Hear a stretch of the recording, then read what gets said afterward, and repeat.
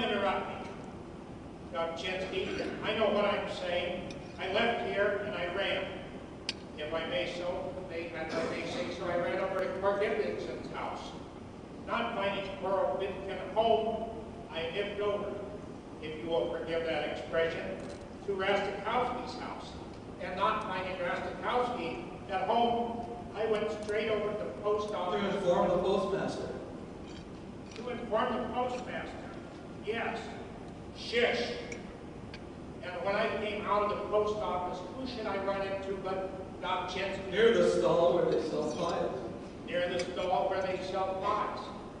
So having met Dobchinski, I say to him, have you heard about the mayor's letter and the news from an impeccable source? Von Dobchinski has already heard about it. So we go to Kirillov. So we don't get there.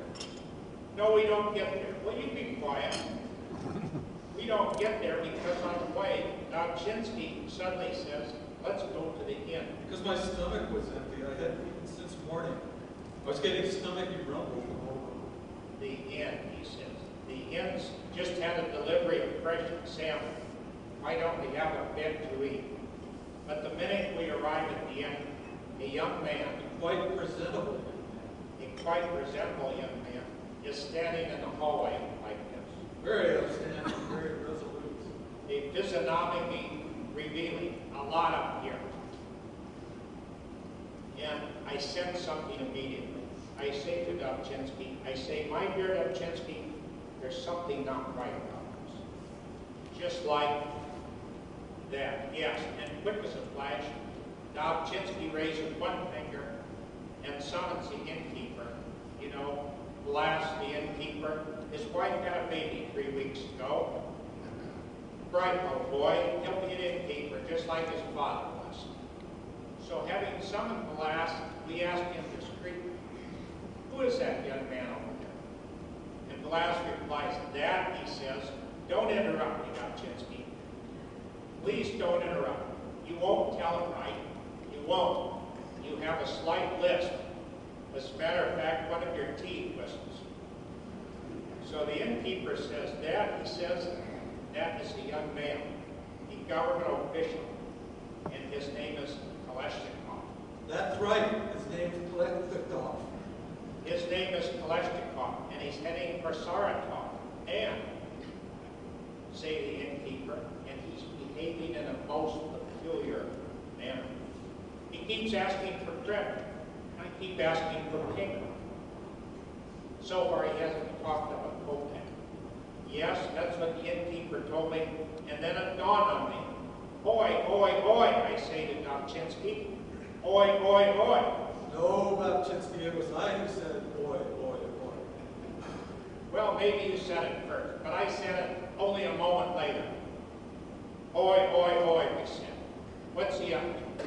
Why remain here on the road to Saratov beckons? So we conclude that he is in fact him, a civil servant. The one you are warned of, the Inspector General.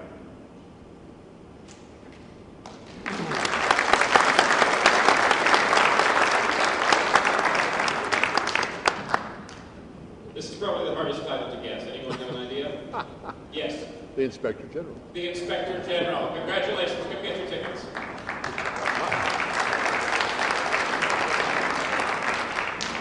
Let me get it later.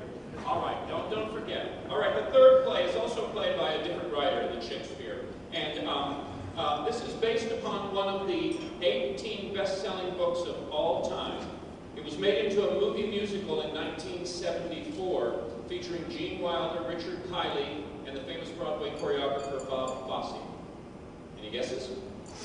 All right, let's have our actors.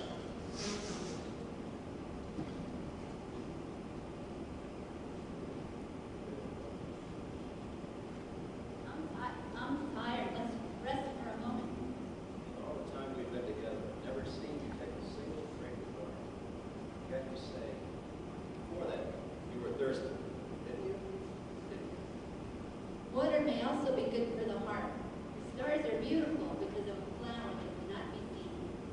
Yes, I suppose so. The desert is beautiful too. What makes the desert beautiful is that somewhere in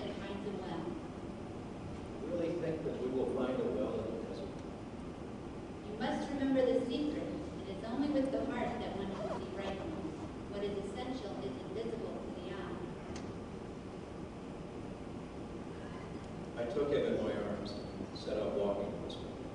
It seemed to me that I was carrying a very fragile flower. While the earth, in the moonlight, I looked at his pale forehead, his closed eyes, his locks of hair that trembled with the wind. And I said to myself, what I see here is nothing but a shell. What is most important is invisible. What moved me so deeply about this little man, this little prince, was his loyalty to a flower, the image of the rose that shone through his whole being, like the flame of a lamp, even while he slept. And I felt him to be more fragile still, as if he himself were a flame that might be extinguished by a little puff of wind.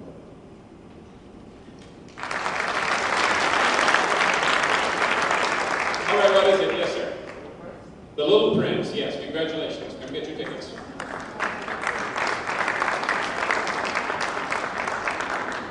Take these to the gentleman back. Great. Okay, we have one more play, and this is by Shakespeare. So I'm going to start with a couple of clues. Two of the characters in this play are first found in Dante's The Divine Comedy.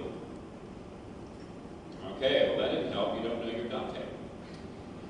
In 1662, the famous British diarist Samuel Pepys said of this play that, quote, "It is a play of itself the worst that I ever heard in my life." That was his opinion. Many people since have disagreed. And it was adapted into a Broadway musical in 1957 with a different setting and a different title. All right, let's have our actors.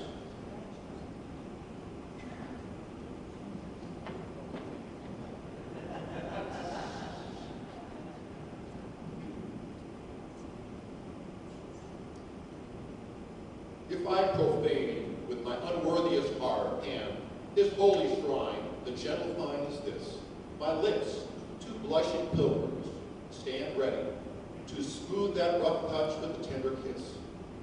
Good pilgrim, you do wrong. Your hand too much, which mannerly devotion shows in this. For saints have hands that pilgrims' hands do touch, and palm to palm is holy palmer's kiss. Have not saints lips, and the holy palmers too? Aye, pilgrim, lips that they must use in prayer. Oh then, dear saint, let lips do what hands do. They pray, grant thou, lest faith turn to despair. Saints do not move, though grant for prayer's sake. Then move not, while my prayers effect I take. Thus from my lips, by yours, my sin is purged. Then have my lips the sin that they have took. Sin from thy lips, O trespass sweetly urged, give me my sin again.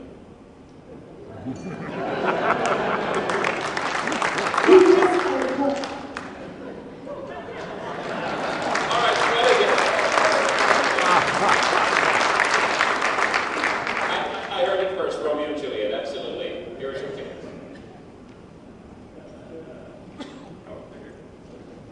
So that's our season on the outdoor 1,000-seat stage, Shakespeare Under the Stars, Romeo and Juliet in the Comedy of Errors, indoors the French classic The Little Prince, and the Russian farce The Inspector General. We opened the season June 25th and we run through August 14th, and then Romeo and Juliet is then going to the Arvada Center's outdoor stage for 2 more performances on August 19th and 20th. So thank you very much.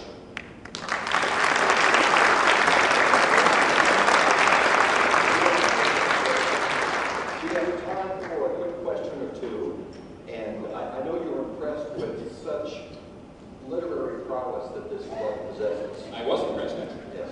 And even though, if you might have noticed that the titles were in the dialogue, other than we were right on track, guessing everything. That's right. Sharp crowd. Any questions for Phil? Anybody been to the festival? Is there a web address? Yes, coloradoshakes.org. coloradoshakes.org. And that address is on the brochures that are going around as well. Any questions about the acting or the directing process? Or has anybody